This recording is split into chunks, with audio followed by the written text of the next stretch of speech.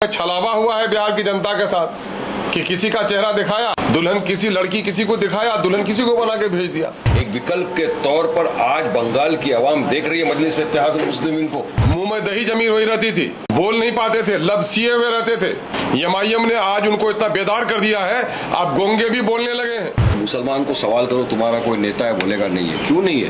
क्योंकि इतने सालों से सिर्फ आप इसी उसको वोट देते हैं जिन्होंने आपका काम नहीं किया। आज एक आपके पास आपकी एक पॉलिटिकल पार्टी आपका पॉलिटिकल एम्पावरमेंट करी है ना अपने आप को। परसों से आपने देखा टीएमसी थी, क्या किया उन्होंने, कौन से मुसलमानों के उन्होंने मुद्दे मसाइल को सॉल्व कर दिए, नहीं किए ना। इसलिए आज वहाँ का मुसलमान, वहाँ का माइनॉरिटी सब देख रहा है ओवैसी साहब की तरफ, देख रहा है एमआईएम की तरफ, यानी हमारे पास एक विकल्प है, उसके साथ जाएंगे। और इस सरकार ने पूरे बिहार के 13 करोड़ जनता को कर्ज में डुबा दिया है। बिजली फ्री किया इन्होंने, बिजली फ्री करने के लिए हम मुखालिफ नहीं है, लेकिन गरीबों के, कमजोरों के, मजदूरों के बिजली फ्री होने थे। वो करोड़पतियों के बिजली क्यों फ्री किया इसने? कोई नहीं बोल सकता कि एक भी एमएलए पीछे हटाओ। सब ने बेबाकी के साथ डट कर पूरे असेंबली के हर सेशन में आवाज उठाई, लोगों के, जनता के मसले मसाइल के ऊपर हक बयानी की। एमआईएम शुरू दिन से सीमांचल के पिछड़ेपन की लड़ाई लड़ी है, लड़ती है और लड़ती रहेगी। बीजेपी ने अपने हाथ में ले ली पूरी कमान। जनता ने भरोसा किया था ना उन पर, क्या हुआ? भरोसे का तो तार तार करके रख दिया। लेकिन बिहार का क्या हुआ? बिहार तो दिवालिया रह गया है। ये बेहतरीन मौका था कि बिहार को उसका हिस्सा मिलता, पुराने तमाम हिस्से चुकते किए जाते। लेकिन ऐसे वक्त में जो बिहार में इंडिया का खेल हो रहा है, इससे बिहार को शायद एक बार फिर नुकसान पहुंचने जा रहा है। अरे आप फंड नहीं देंगे तो काम कैसा करेगा एक व्यक्ति? हमारे लोग तो लड़ रहे हैं कि फंड दीजिए, हमको काम करना है, लोगों की समस्या हल करना है। पिछले 50 सालों में महानंदा पर एक ब्रिज नहीं बना। ये एमआईएम का ही नतीजा है कि आज यहाँ कानकी से रोहटा को जोड़ने वाला इलाके में 1 किलोमीटर से लंबा पुल बन रहा है। नहीं मोदी जी, आपकी उल्टी गिनती शुरू हो गई। आपका डर, घबराहट, बौखलाहट इस बात का पूरी तरह से लोगों की समझ में आ गया है कि आप घबरा गए और अब हार रहे हो। अगर जदयू के लोग समर्थन खींच लें और चंद्रबाबू नायडू खींच लें तो सरकार ओंधे मुंह गिर जाएगी। चंद्रबाबू नायडू ने अपना बकिया नहीं वसूल किया, बल्कि अपने भविष्य के लिए भी उसने बजट ले लिया। महाराष्ट्र के साबिक एमएलए और पार्टी के बड़े लीडर और मुल्की सतह पर मशहूर लीडर जनाब वारिस पठान साहब, एक्स एमएलए महाराष्ट्र, हमारे दरमियान में तशरीफ फरमाए। इस मौके से पार्टी के हमारे एमएलए जनाबे सरवर साहब, एमएलए कोचाधुनी मौजूद है। आप लोगों को तकलीफ ये दी है कि हमारे बड़े नेता को इस वक्त वो बंगाल जा रहे हैं और थोड़ी देर के लिए उनका स्टे यहाँ था, तो हम लोगों ने सोचा कि आप लोगों से थोड़ी मुलाकात हो जाए। बिहार में सरकार में भी तब्दीली आई है, बंगाल में इलेक्शन अभी हो रहा है और इसी ताल्लुक से और नई सरकार के बनने के बाद भी अभी बिहार में पिछले 2 महीने से गया कैबिनेट की बैठक नहीं हुई है ना, और सारा काम रुका पड़ा है। तो बहुत सारे सवालात थे जो हम लोगों से लोग कर रहे थे, तो उस तरह से बात भी करेंगे। लेकिन हमारे नेता भी आए हुए हैं यहाँ, तो हम चाहेंगे कि अपने लीडर से जरा मुल्की हालात और बंगाल के ताल्लुक से अपनी बात रखें। बहुत बहुत शुक्रिया आप तमाम का, जो अब इतने शॉर्ट पे नोटिस के ऊपर यहाँ तमाम जमा हुए हैं और हमारे साथ बैठे हुए हमारे पार्टी के एमएलए अख्तर नुमान साहब, जो बिहार के प्रेसिडेंट भी है, हमारे भाई सरवर आलम साहब जो कोचाधामन के एमएलए हैं, और मैं तो बंगाल जा रहा हूँ। आज बागडोगरा से यहाँ आया हमारे भाइयों से मिलने, हमारे नेताओं से मिलने, एमएलए से मुलाकात की, लोगों से मिले और बस आपके सामने अभी बैठे हम बंगाल जा रहे हैं। बंगाल में इलेक्शन लड़ रही है पार्टी अल्हम्दुलिल्लाह, और बहुत अच्छा ओपिनियन आप तमाम ने देखा कि जिस तरह से असद ओवैसी साहब ने वहाँ पर आकर जो सभाएं की, उसमें लोगों ने अपनी मोहब्बतों से और जिस तरह से हाजिर रहकर ये बयान किया, दिखाया कि हम बिल्कुल मजलिस के साथ हैं, वो एक तारीफ काबिल बात है। हम तो बहुत चुनिंदा सीटों के ऊपर बंगाल में लड़ रहे हैं, 10 सीटों के ऊपर, मगर एक अच्छा पैगाम लोगों तक पहुँचा और लोग उसकी सराहना भी कर रहे हैं और अल्हम्दुलिल्लाह पार्टी का साथ देंगे। और यकीन मानिए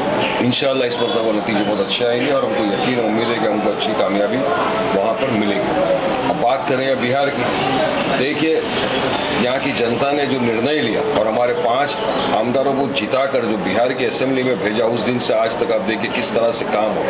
अल्हम्दुलिल्लाह हर मुद्दे के ऊपर बेबाकी के साथ सरकार की आंखों में आकर डालकर सवाल किए गए। हमारे अख्तर भाई ने, हमारे 5 एमएलए ने पूरी तरह से सरकार से सवाल किए।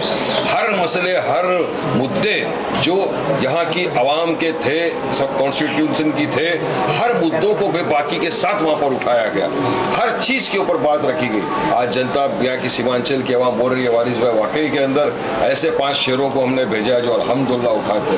अख्तर साहब तो पिछले और पहले से भी एमएलए थे, पहले से उठाते आ रहे हैं। आप देखिए कि 5 जब ताकत बन के खड़ी हुई है तो सरकार की हालत खराब है। मगर यहाँ की सरकार क्या, पैसा नहीं है।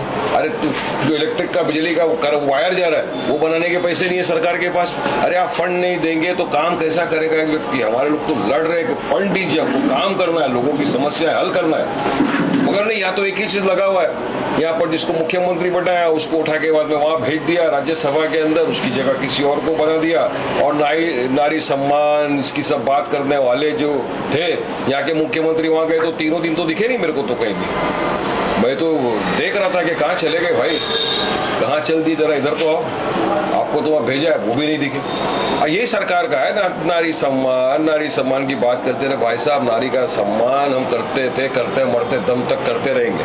हमारी नजर में तो माँ की पैरों के नीचे जन्नत है, इससे ज्यादा क्या हो सकता है। मगर ये जो ढकोसलाबाजी, ये जो फ्रॉड, ये जो जुमलाबाजी करके आ रहे हैं ना ये लोग। 5 राज्य में चुनाव है, आप बताइए मुझे। हाँ, केरलम के अंदर चल रहा है, आसाम में चल रहा है, पुडुचेरी के अंदर चुनाव चल रहा है, वेस्ट बंगाल के अंदर चुनाव हो रहा है। वहां पे नेता कैंपेनिंग कर रहे हैं। क्या इतनी जल्दी पड़ी थी आपको यहाँ पे, आपने 3 दिन के लिए सबको यहाँ पे बुला लिया। 2023 में नारी शक्ति का बिल आ चुका था, फिर ये संविधान अमेंडमेंट जो बिल लाया गया है इसको इतनी जल्दी क्या थी। 24 में आप ला सकते थे, आपने नहीं लाया। 29 तक ला सकते थे, लेकिन आपको इस विषय को एक मुद्दा बनाकर इलेक्शन में यूज कर रहे हैं। इसलिए कल आए मोदी जी, वो बोलने लगे, मैं तो 3 मिनट देखा, उसके बाद बोला ये बस रोना गाना शुरू है, पूरा जुमलाबाजी शुरू है, अपना IPL बेस्ट है। और उसमें भी आपने देखा होगा कि सिर्फ एक ही विपक्ष ऐसा, विपक्ष वैसा, हम सब अच्छे सब खराब। अरे नहीं मोदी जी, आपकी उल्टी गिनती शुरू हो गई है। आपका डर, घबराहट, बौखलाहट इस बात का पूरी तरह से लोगों की समझ में आ गया है कि आप घबरा गए और अब हार रहे हो। इस वजह से आप ये नया एक शोषा लेकर पहुंचे। तो तमाम मुद्दे, तमाम चीजें जो देश की आम जनता के सामने लाना बहुत जरूरी है। अब यहाँ तो अल्हम्दुलिल्लाह हमारे बिहार में तो हमारे 5 जो MLA आप तमाम देख सकते, कोई नहीं बोल सकता कि एक भी MLA पीछे हटाओ। सब ने बेबाकी के साथ डट कर पूरे असेंबली के हर सेशन में आवाज उठाई, लोगों के, जनता के मसले मसाइल के ऊपर हक बयानी की। और इतना ही नहीं, अपने अपने क्षेत्र के अंदर भी बैठकर जनता दरबार लगा कर लोगों के मसले सुने, लोगों के काम किया और काम करते आ रहे और आगे करते रहेंगे। तो इसका तो सीमांचल की आवाम भी बोल रही, बिल्कुल वाकई में ऐसे लोगों को पार्टी का जो बहुत अच्छा काम चल। हुमायूं कबीर से गठबंधन तोड़ रही है, आप क्या करेंगे? देखिए, वो अभी बिहार के मुसलमानों की मान मर्यादा का जब सवाल आ जाएगा, बंगाल के मुसलमानों की, तो हमारा एक ही चीज़ है, हम विकास करना चाहते हैं। तो हमको लगा कि नहीं, उसके साथ नहीं जाना चाहिए, अलग लड़ रहे हैं पूरी बेबाकी के साथ, पूरी ताकत के साथ लड़ रहे हैं। और हर मसले, हर मुद्दे जो इतने साल से बंगाल के नहीं उठाए जा रहे थे उनको उठा रहे। हम लीडरशिप पैदा करने आए। एक विकल्प के तौर पर आज बंगाल की आवाम देख रही है मजलिस इत्तेहादुल मुस्लिमीन को कि वाकई में एक ऐसी पार्टी है, इसको वोट दो। क्योंकि इतने वर्षों से आपने देखा TMC थी, क्या किया उन्होंने, कौन से मुसलमानों के उन्होंने मुद्दे मसाइल को सॉल्व कर दिए, नहीं किए ना। इसलिए आज वहाँ का मुसलमान, वहाँ का माइनॉरिटी सब देख रहा है ओवैसी साहब की तरफ, देख रहा है MIM की तरफ कि नहीं, हमारे पास एक विकल्प है, हम उसके साथ जाएंगे। और इंशाल्लाह शुरुआत इब्तिदा इसके होता है कि आगे देखिए होता है कि इंशाल्लाह आगे बहुत अच्छी कामयाबी मिलती है। सीमांचल स्पेशल स्टेटस को लेकर लगातार आप लड़ाई लड़ रहे थे। पिछले दफ़ा भी सीमांचल की जनता ने आप पर भरोसा किया, 5 विधायक दिए और इस बार भी 5 विधायक। लेकिन क्या ये मामला सिर्फ भाषणों में रहेगा या इस पर अमल भी होगा, आप लोग करेंगे? देखिए, मुद्दा तो उठा रहे हैं ना, मुंह में निप्पल लेके तो नहीं बैठे, फेविकोल जमा के तो नहीं बैठे, पूरी जद्दोजहद कोशिश के साथ लगे हुए। अख्तर साहब पिछले इतने सालों से ये हमारा मुद्दा भी कि हमको सीमांचल का स्पेशल स्टेटस मिलना ही चाहिए। और यकीन मानिए, जिस जद्दोजहद के साथ हमारे 5 MLA, साथ में हमारे पार्टी प्रेसिडेंट भी अख्तर साहब यहाँ के बिहार वो लगे हुए हैं, जिस तरह से ये आएगा, रिजल्ट आएगा, नताइज बहुत अच्छे आएंगे, तब भी आप बोलना कि वाकई के अंदर कोई काम करेगा। पूरी देखिए, कोशिश करना अपना फर्ज है, कोशिश करते रहना चाहिए। और अब एक स्टेज ऐसा आया है कि हमको यकीन है कि इंशाअल्लाह सरकार मानेगी और सीमांचल को स्टेटस स्पेशल दर्जा जरूर मिलेगा। बंगाल में आपकी जीत होती है तो किसके साथ जाना आप पसंद करेंगे? जीतेंगे उसके बाद बात करेंगे ना, फटाके फोड़ने के बाद, मिठाई खाने के बाद बताएंगे किसके साथ जा रहे हैं या नहीं जा रहे हैं, जो भी कर रहे हैं। हम तो इंडिपेंडेंट, देखो खुद गब्बर है हम, हम चाहते हैं पॉलिटिकल एम्पावरमेंट, क्योंकि आज देखिए आप किसी को पूछिए, यादव का नेता है, फला का नेता है, इसका नेता है, मुसलमान को सवाल करो तुम्हारा कोई नेता है, बोलेगा नहीं है। क्यों नहीं है? क्योंकि इतने सालों से सिर्फ आप इसी उसको वोट देते हैं जिन्होंने आपका काम नहीं किया। आज एक आपके पास आपकी एक पॉलिटिकल पार्टी, आपका पॉलिटिकल एम्पावरमेंट करिए ना अपने आप को। पॉलिटिकल एम्पावरमेंट जिस समाज का नहीं होता वो आगे नहीं बढ़ती। हम यही चाहते हैं कि हम आपके बीच में से आपके अपने को नेता बनाना चाहते हैं, ताकि वो आपकी आवाज बुलंद करे। आवाज ही नहीं बुलंद होगी आप लोगों की तरफ से, कोई बोलेगा नहीं तो आपका विकास कैसा होगा? सोचिए आने वाले बच्चे का क्या भविष्य है। तो ये तमाम चीज है, मुद्दे लो लेके पब्लिक के बीच में गए और जनता जानती जीत रहे सर बंगाल में, कितने सीट जीत रहे? देखो मैं तो चाहूंगा कि जितनी भी सीट हम लड़ रहे हैं सबके सब हम जीते, और वाकई में दुआ भी है। जो पब्लिक जनता जनार्दन है जिसको दुआओं से नवाजेगी, मोहब्बत से नवाजेगी, जीतेंगे। हार जीत अल्लाह के हाथ में, कोशिश करना, मेहनत करना तो अपने हाथ में। और मैं आपके माध्यम से पूरे बंगाल की आवाम को एक मैसेज देना चाहता हूं कि जहां जहां भी मजलिस इत्तेहादुल मुस्लिमीन के उम्मीदवार वहां खड़े हुए इस चुनाव में, आप पूरी ताकत के साथ, पूरी मजबूती के साथ उनको दुआओं से नवाजिए और वोटों से नवाजिए और जिताइए। इनकी जीत आपकी जीत है, इनकी जीत आपके आने वाले बच्चों के भविष्य की जीत है। याद रखना, ये मजलिस के नुमाइंदे आपके लिए रात दिन खड़े रहेंगे, पूरी ताकत के साथ लड़ेंगे, आपके हक इंसाफ की लड़ाई लड़ेंगे। योगी vote for MIM। Yogi Adityanath कह रहे हैं कि अब बंगाल में उर्दू नहीं बोली जाएगी, नहीं काबा बनाया जाएगा बंगाल में। देखिए उनको नफरत फैलाने की आदत है। अब किस भाषा में बोल रहे थे? हिंदी। हिंदी से नफरत, जो भाषा की बात कर रहे हैं ना उनको बोलिए कि आप फिलहाल लोगों की भाषा की सब सम्मान करते हैं, आप फिलहाल लोगों की जो तकलीफें, मसले मसाइल है उस पर ध्यान कब दोगे? खाली नफरत ही फैलाओगे। कभी ठोक डालूंगा वाले पॉलिसी का लेके आ जाएंगे, मूल्य कट मूल्य की बात करने लग जाएंगे, इसी के वो बुलडोजर वाली पॉलिटिक्स चलाएंगे। अरे संविधान को मानते नहीं, सुप्रीम कोर्ट ने कहा कि बुलडोजर पॉलिटिक्स असंवैधानिक है, मगर वो कहाँ मानते? तो ऐसे असंवैधानिक भाषा का जो इस्तेमाल करते हैं उनके बारे में तो मैं जवाब देना भी उचित नहीं समझता। सर, बिहार की जनता ने वोट नीतीश कुमार को दिया था, लेकिन अभी क्या है कि मुख्यमंत्री सम्राट जी बन गए हैं, तो इसको आप किस नजरिए से? वही तो मैंने बताया ना पहले, वो बन गए, बना दिए 9 टर्म का मुख्यमंत्री। इस तरह से वहां पे भगा दिया जाता, वो भाग जाते हैं वहां, दूसरे को लाके बिठा देते। बीजेपी ने अपने हाथ में ले ली पूरी कमान। जनता ने भरोसा किया था ना उन पर, क्या हुआ? भरोसे का तो तार तार करके रख दिया। 3 दिन वहां पे थे, तो आपको मालूम है 3 दिन का जो सेशन चला संविधान संशोधन बिल पे, कहाँ थे वो? क्यों नहीं गए? उनको बोलो, क्या ये महिलाओं का अपमान नहीं है? महिलाओं के सम्मान में क्यों नहीं आए वो? अरे ये सब झूठे ढकोसले लोग हैं, ये सिर्फ और सिर्फ अपनी गंदी राजनीति सियासत के लिए आए, पब्लिक के काम के लिए नहीं आए। और ये अब जनता बिहार की समझ चुकी है, अब समझ गई है, अब नहीं करेगी इसी के। असम चुनाव में जो मुख्यमंत्री के द्वारा भाषा का प्रयोग किया जा रहा है और उसके द्वारा क्या इसको किस नजरिए से देख रहे हैं? देखिए उनकी भाषा तो कितनी गंदी भाषा है, किस किस तरह के वो एक्शन दिखाते हैं, ये करते मैं तो बता भी नहीं सकता। ऐसे ऐसे तो उनके एक्शन है, ऐसे ऐसी तो उनकी हरकत है, क्या ये अल्फाज इस्तेमाल करने चाहिए? आसाम के मुख्यमंत्री को सोचना चाहिए, संविधान की शपथ लेके मुख्यमंत्री बने, और इस तरह की हरकतें करना आम जनता के सामने पब्लिक के बीच में, तो सबको जवाब मिल जाएगा। 4 तारीख दूर देंगे बस। वहाँ पे भी आसाम में हम नहीं लड़ रहे, हमने वहाँ पे सपोर्ट किया है AIUDF जो है बदरुद्दीन अजमल साहब की पार्टी को, उसको समर्थन दिया है। और असद साहब वहाँ गए भी थे, प्रचार भी किया लोगों के लिए, बस हमारा वहाँ पे समर्थन। एक बात पत्रकारों सुन लो कि MIM शुरू दिन से सीमांचल के पिछड़ेपन की लड़ाई लड़ी है, लड़ती है और लड़ती रहेगी। और आप लोगों को शायद मालूम नहीं हो, चूंकि हमारे कुछ नन्हे पत्रकार भी हैं, तारीख का मुताला होना चाहिए कि पिछले 50 सालों में महानंदा पर एक ब्रिज नहीं बना।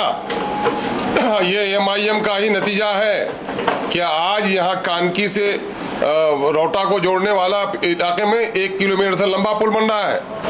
अवैसी साहब खरखरी घाट में उठे पुल बन रहा है। सन 1911 का जो नेरो गेज का जो पुल था, उसी को बाद को रेल पुल को इन लोगों ने रोड पुल बनाया, नहीं बन सका। आज वहां पर तैयबपुर में पुल बन रहा है। हमारे नौजवानों को ये चीजें देखनी चाहिए कि आज सीमांचल के हक और हुकूक की बात हम लोग कर रहे हैं। कल तक लोग वजीर बने थे, बात नहीं कर पा रहे थे, सरकारी पार्टी में रहे, बात नहीं कर पाए। अगर सीमांचल के मुद्दों को और दलितों के मुद्दों को और अकलियतों के बेपनाह मसाइल को अगर किसी ने असेंबली में आवाज उठाने की कोशिश की है कि MIM ने की है। एक नेता की पिछले 20 साल तारीख देख लीजिए, मुंह में दही जमी हुई रहती थी, बोल नहीं पाते थे, लफ्ज सिए हुए रहते थे। MIM ने आज उनको इतना बेदार कर दिया है, आप गोंगे भी बोलने लगे हैं। तो गुंगों को आवाज देने का काम एमआईएम ने किया है। एमआईएम तो बेदार करने के लिए आई है ना, एमआईएम होशियार करने के लिए आई है। हम सत्ता की मलाई खाने के लिए नहीं आए हैं, हम आवाम की लड़ाई लड़ने के लिए आए हैं और ये लड़ाई लड़ रहे हैं। बैरिस्टर असदुद्दीन अवैसी साहब जरा समझौता कर लेते, केंद्र में वजीर बन जाते और 3-3 बार वजारत की कुर्सियों को जूते की नोक पे रखा अख्तरुल ईमान। और सीमांचल की लड़ाई हम लोग लड़ते हैं, तो आप जैसे ईमानदार पत्रकारों से हम लोग उम्मीद रखते हैं कि आप सिर्फ वो नहीं कहेंगे, विपक्ष की भाषा नहीं बोलेंगे कि क्या किया, बल्कि ये भी देखेंगे कि जो कभी पहाड़ टल नहीं रहा था वो पहाड़ डोलने लगा है और आज एमआईएम के जरिए से सीमांचल के मुद्दे उठ रहे हैं और इंशाअल्लाह इसका हल होगा और हल की कोशिश भी करेंगे हम। सम्राट चौधरी मुख्यमंत्री बने सर, क्या कहना है? अब सवाल ये पैदा हो भाई, मुख्यमंत्री बने हैं, चूंकि एनडीए की बहुमत है, एनडीए की सरकार है, छलावा हुआ है बिहार की जनता के साथ कि किसी का चेहरा दिखाया, दुल्हन किसी लड़की किसी को दिखाया, दुल्हन किसी को बना के भेज दिया। ये तो ऐसा ही होता है। अब केंद्र में तो बहरहाल अभी हम लोग कहेंगे कि जो कुर्सी पर बैठे हैं सिर्फ ये लोग पार्टी का खेल नहीं खेलें और केंद्र की सिर्फ वो न करें, इशारे पर न नाचें, बल्कि बिहार के सपूत हैं तो बिहार की तरक्की की बात करें। मैं तो इस वक्त कहूंगा कि इस वक्त नहीं भूलना चाहिए सम्राट चौधरी साहब को कि जदयू के सहारे पर दिल्ली में सरकार टिकी हुई है। अगर जदयू के लोग समर्थन खींच लें और चंद्रबाबू नायडू खींच लें तो सरकार औंधे मुंह गिर जाएगी। चंद्रबाबू नायडू ने अपना बकिया नहीं वसूल किया, बल्कि अपने भविष्य के लिए भी उसने बजट ले लिया। लेकिन बिहार का क्या हुआ? बिहार तो दिवालिया रह गया है। ये बेहतरीन मौका था कि बिहार को उसका हिस्सा मिलता, पुराने तमाम हिस्से चुकते किए जाते।